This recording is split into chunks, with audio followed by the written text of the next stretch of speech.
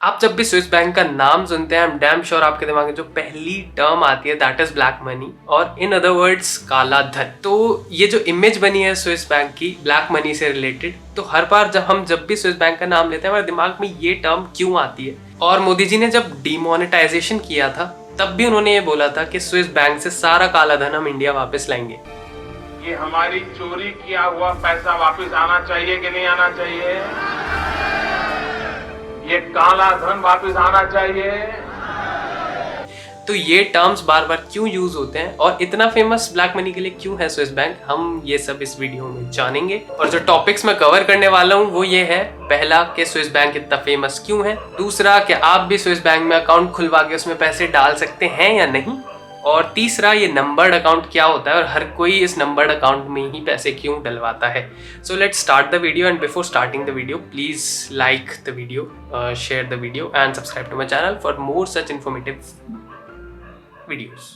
तो ये जो स्विस बैंक हम वर्ड यूज करते हैं, कोई अकेले बैंक का नाम नहीं है स्विस बैंक। स्विट्जरलैंड के सारे बैंक्स को स्विस बैंक बोला जाता है। So Swiss stand for Switzerland, and Switzerland के कुछ ऐसे लॉज हैं, कुछ ऐसे रूल्स हैं जिनकी वजह से बहुत ज़्यादा फेमस होते हैं स्विस बैंक्स, और वही लॉज वही रूल्स हम आगे डिस्कस करने वाले हैं। देन अगेन इन 1930s इस रूल को थोड़ा सा स्ट्रिक्ट बनाया गया कि अगर कोई इन्फॉर्मेशन शेयर करता है किसी गवर्नमेंट से या किसी टैक्स एजेंसी से, सो उसे मैक्सिमम 5 years तक की सजा हो सकती है। So after that a lot of money started coming into the Switzerland, और ये सब स्विस बैंक्स में जाने लगा। And also they are politically neutral, तो उनके कोई एनिमीज भी नहीं है एज सच, और इसी वजह से स्विस बैंक धीरे धीरे काफ़ी फेमस होने लगा। एंड काफ़ी बड़े पॉलिटिशियंस, एक्टर्स और माफिया लोग, या मतलब जो भी टैक्स चोरी करते हैं या जो भी गलत काम, काला धन वाले लोग हैं, 2 नंबर का जो पैसा है जिनके पास, वो स्विस बैंक में डालने लगे because of these harsh rules कि अगर वो कुछ शेयर करेंगे तो जेल भी जा सकते हैं। तो अब आते हैं हमारे दूसरे पॉइंट पे, क्या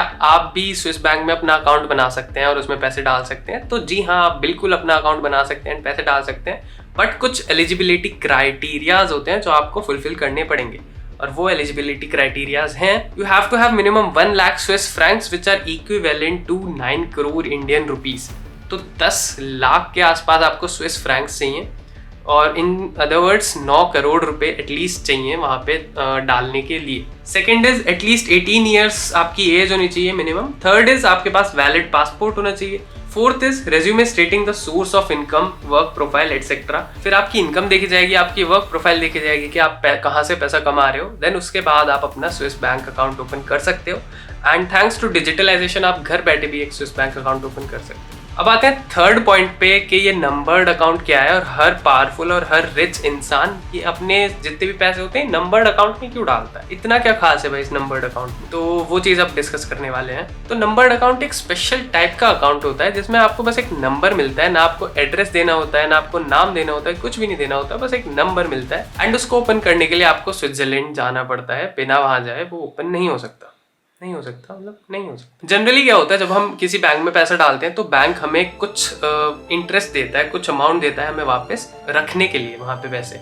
बट स्विस बैंक में नंबर्ड अकाउंट खुलवाने के लिए थोड़ा ऑपोजिट केस है। यहाँ पे तुम्हें थोड़े पैसे देने होते हैं बैंक को कि तुम्हारा अकाउंट खुला रह सके, बट स्टिल लोग अपना पैसा वहाँ रखते हैं। तो आप सोच लो, कुछ तो दाल में काला है, कुछ तो गड़बड़ है कि मतलब तुम्हें बैंक को पैसे देने पड़ रहे हैं पर तब भी अपना पैसा वहाँ क्यों रख रहे हो, right? They also have an anti-money laundering and anti-terrorism code where they do a proper verification. If a country doesn't have a tax-related information exchange agreement with Switzerland, then they don't give any information. And anti-money laundering and anti-terrorism code के तहत Switzerland कुछ cases में अपनी information जो है governments को दे सकता है, एंड वो केसेस इन दोनों कोड्स के अंडर आते हैं।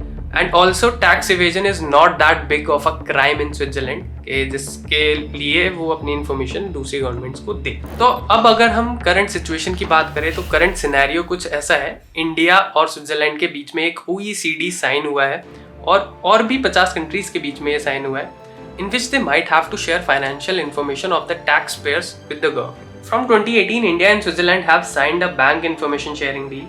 India got 4 sets of lists with 75 Indians, but according to the agreement, it was supposed to be used only for tax purposes and not to be made public. Indian Express ने एक list share करी थी जिसमें Ambani family और भी other rich families के भी नाम थे but still Indians deposited over 20,000 crore with in the following year. तो अब आते हैं कुछ फैक्ट्स पे। मैं आपको बोलूंगा गेस करो कि स्विस बैंक वॉल्ट का रेंट कितना होगा, and that is 0.5 million dollars. तो सोच लो उस वॉल्ट में जो कीमत रखी जा रही है वो कितनी बड़ी होगी, ब्लैक मनी कितना बड़ा होगा। 0.5 मिलियन डॉलर का तो रेंट है। तो ये था फर्स्ट फैक्ट। अब आते हैं सेकंड फैक्ट पे। तो स्विट्जरलैंड की जो टोटल जीडीपी है उसका 10% comes from the banking industry, and GDP शायद बहुत बड़ी है, तो सब लोग जानते हैं। अब आते हैं थर्ड फैक्ट पे। तुम सोच रहे हो किस लेवल पे ये मनी लॉन्ड्रिंग या ब्लैक मनी का जो भी चीज़ हो रही है किस लेवल पे हो रही है। 448% of the total GDP of the country. Well now we know Swiss bank इतना फेमस क्यों है, एंड आपके जो भी ओपिनियंस हो इस चीज़ के बारे में वो मुझे कमेंट सेक्शन में बताना। एंड मुझे ये भी बताना कि अगर आपको मौका मिले तो आप स्विस बैंक में अकाउंट खोलेंगे और नंबर्ड अकाउंट खोलेंगे या नॉर्मल अकाउंट खोलेंगे और उसमें पैसे डालेंगे या नहीं। बट अज्यूमिंग मेरी जो ऑडियंस है, मुझे नहीं लगता 9 करोड़ रुपए उनके पास होंगे। तो इस चीज़ को अगर गलत प्रूव करना चाहते हो तो कमेंट सेक्शन में मुझे बताइए। Bye bye.